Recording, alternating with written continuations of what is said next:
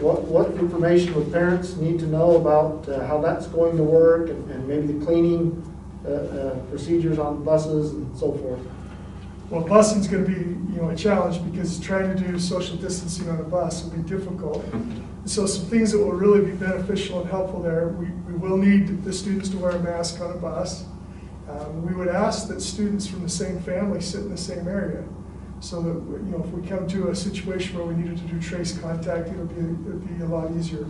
I know our bus drivers have talked about having places where they know the students sit each day, so they know who's around them. So if we did need to trace contact, we could be able to point that out very easily. We also recognize that there are plenty of students and parents who are concerned because they have kids with health problems and health concerns. And they're worried, can my kid ride the bus if my kid has asthma and can't wear a face mask? And we have that taken care of. We'll have a place on the first, in the bus where that student could sit. It could still be somewhat isolated from the other students as far as, they're not going to be 6 feet apart, but they're the only ones that would be there without the face covering, and the other kids around them would have a face covering to help protect them. Our bus drivers will be disinfecting and sanitizing their buses daily to make sure that all the high-touch areas are cleaned and wiped down.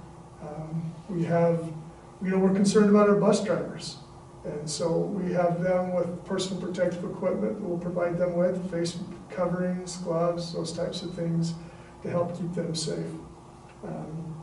We all need to keep in mind that as the governor's mandates change and things change, that could change too in the future. This is a fluid situation we're in. We've noticed that from day to day. We put together a plan, and then we come out with new information, and so we have to be prepared to be flexible and to adjust as things come along. But we will help provide transportation to your kids, and we'll do everything we can to keep them safe there. Very good. Speaking about the students that have maybe asthma or other breathing problems, it's our hope that the shield might be of benefit to many of them as well. If the mask isn't possible, maybe that clear plastic shield would be. And maybe not everyone, but hopefully that can be of benefit to those folks. Absolutely, and that's where we'd ask, coming back to the very first question, we would ask individuals who are concerned about their students with specific health concerns, please get with your principal and your building administrator. Let's put together a health plan for your students so that we can minimize risk for your students, not just on the bus, but for everybody, and help make things as safe as possible. So, open communication with that building administrator is going to be very, very beneficial, especially with busing. Very good.